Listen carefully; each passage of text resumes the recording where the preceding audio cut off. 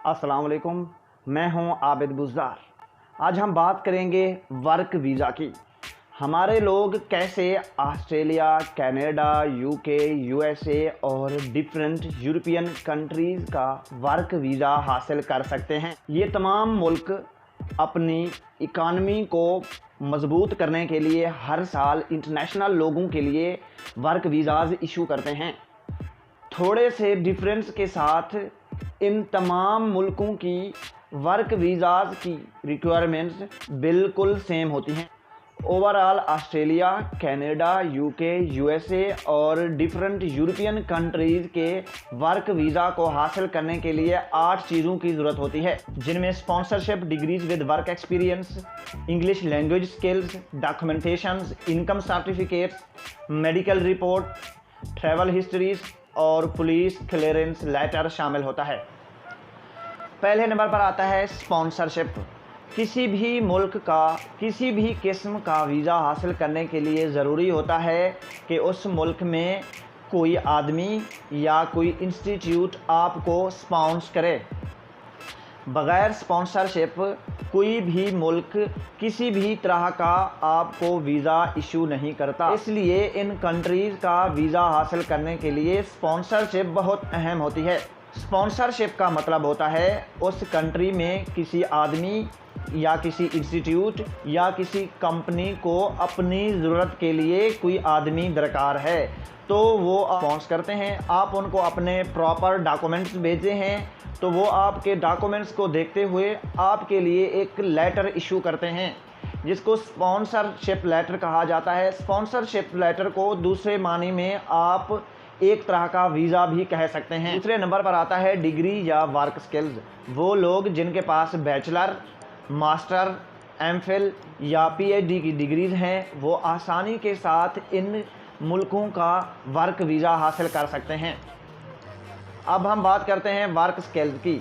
वो लोग जो technicians, mechanics, artist, writers, researchers या सर्टिफाइड एंकर्स हैं, वो आसानी के साथ अपने सर्टिफाइड वर्क स्किल्स की बुनियाद पर इन कंट्रीज़ का वर्क वीज़ा हासिल कर सकते हैं। तीसरे नंबर पर आती है इंग्लिश लैंग्वेज स्किल्स। किसी भी इंग्लिश स्पीकिंग कंट्रीज़ का वीज़ा हासिल करने के लिए ज़रूरी होता है कि आप इंग्लिश बोल, लिख और पढ़ सकते हों। आपके पास आइल सर्टिफिकेट होना चाहिए, जिसमें कम से कम आपने +5.5 बैंड हासिल किए हों। लेकिन टेक्नीशियंस, मैकेनिक्स और आर्टिस्ट अगर इंग्लिश नहीं भी जानते, तो वो अपने वर्क की बुनियाद पर आसानी के साथ इन कंट्रीज़ में जा सकते हैं। चौथे नंबर पर आती है डॉक्यूमेंटेशन। आपके पास वैलिड और प्रॉपर डॉक्यूमेंटेशन होनी चाहिए, जिनमें आपके पास 6 मंथ से वैलिड पासपोर्ट और आपके पास वैलिड एफआरसी होनी चाहिए, और दूसरे डॉक्यूमेंट्स भी आपके पास वैलिड और प्रॉपर होने चाहिए। पाँचवें नंबर पर आती है इनकम सर्टिफिकेट। इन कंट्रीज़ का वीज़ा हासिल करने के लिए ज़रूरी होता है कि आप इनको अपनी इनकम सर्टिफिकेट दिखाएं, जिनमें आपकी बैंक स्टेटमेंट्स और आपकी प्रॉपर्टी डॉक्यूमेंट्स चेक किए जाते हैं। छठे नंबर पर आती है medical report. Australia, Canada, UK, USA और डिफरेंट शेंजन कंट्रीज़ का वर्क वीज़ा हासिल करने के लिए ज़रूरी होता है कि आप मेडिकली तौर पर फिट हों, जिसका मतलब है कि आपको spreading disease, HIV, hepatitis, tuberculosis ना हो, और आपको अपना पोलियो सर्टिफिकेट भी बनवाना पड़ता है। 7वें नंबर पर आती है आपकी ट्रैवल हिस्ट्री, जिसका मतलब है कि आपने किन किन मुल्कों का पहले विज़िट किया है या वर्क वीज़ा हासिल किया है या उन कंट्री में स्टडी करते रहे हैं। ट्रैवल हिस्ट्री में आपको अपने तमाम पासपोर्ट वीज़ा जमा कराते वक्त अपने वैलिड पासपोर्ट के साथ लफ करने पड़ते हैं, और तमाम उन कंट्रीज़ के वीज़ाज़ लेटर भी आपको साथ लगाने पड़ते हैं।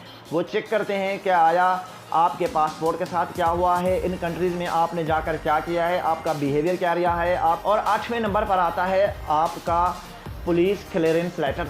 वो चेक करते हैं कि आया आपकी पर्सनैलिटी आपके अपने मुल्क में कैसी रही है, आया आप शिद्दत पसंद रहे हैं या आप किन किन केसेस में इन्वॉल्व रहे हैं, आप अपने मुल्क में किसी के साथ फ्रॉड करके भाग तो नहीं रहे।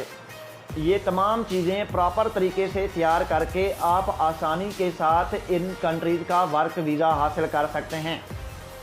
अगर आपको हमारी वीडियो अच्छी लगी है तो please like and subscribe our channel. आपकी सब्सक्रिप्शन और लाइक हमारा हौसला बढ़ाते हैं। Thank you.